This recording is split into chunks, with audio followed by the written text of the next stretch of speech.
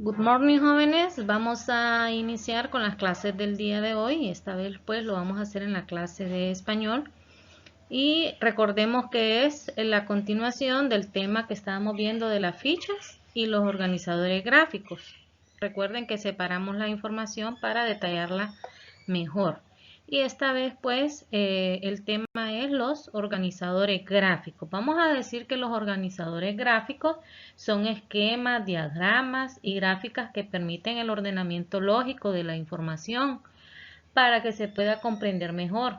Existen diversos tipos de organizadores, como los mapas de conceptos, mapas de ideas, el diagrama de Venn, los diagramas, las líneas de tiempo, el diagrama de telaraña, entre otros. Todo este tipo de organizadores pues nos ayudan a que tengamos, ¿verdad?, un resumen del tema de una forma ordenada y de una forma organizada mediante los tipos de organizadores.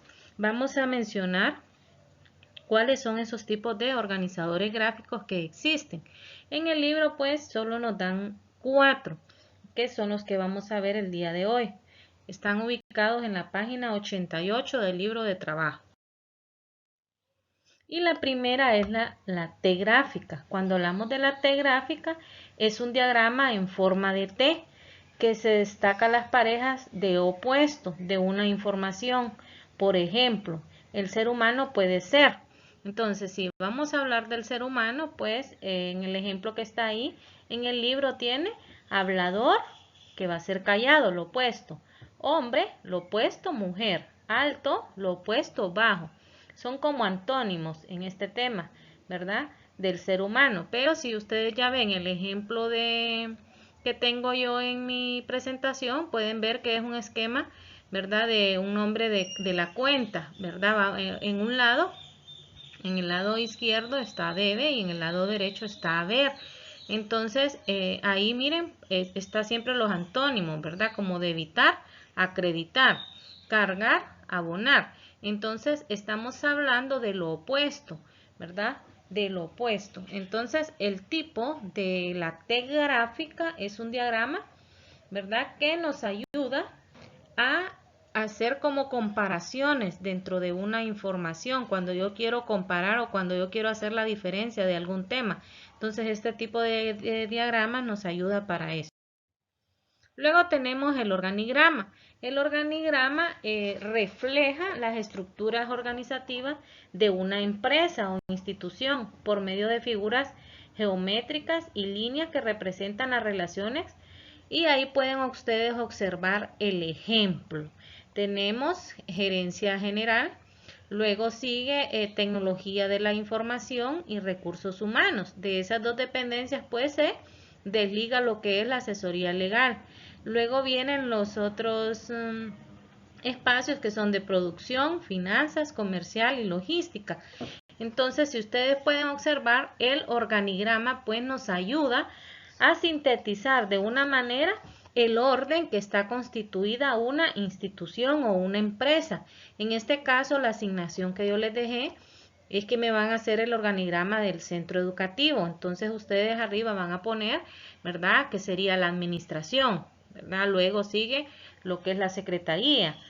Luego lo que está, ¿verdad? Si está la administración y luego todo lo que sigue. Entonces me van a hacer un organigrama del centro educativo, en este caso de su centro educativo.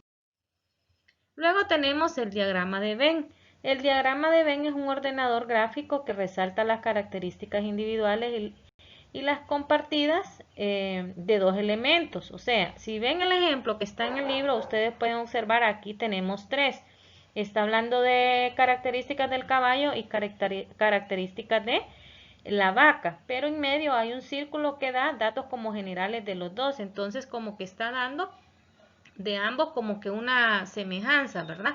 Entonces, en el que yo tengo aquí en mi presentación, ustedes pueden observar, ven, diagrama dice, entonces está a un lado las plantas, al otro lado los animales. Entonces, ¿qué datos de ambos son semejantes, verdad?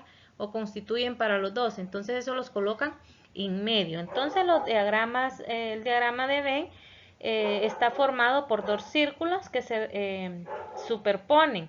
Cada círculo contiene las características individuales y la parte superpuesta, las características compartidas, ¿verdad? Observe el ejemplo, dice ahí, que representa las diferencias y similitudes entre el caballo y la vaca. Entonces van a ver la diferencia entre el caballo y la vaca, y las similitudes son las que están en la parte de en medio.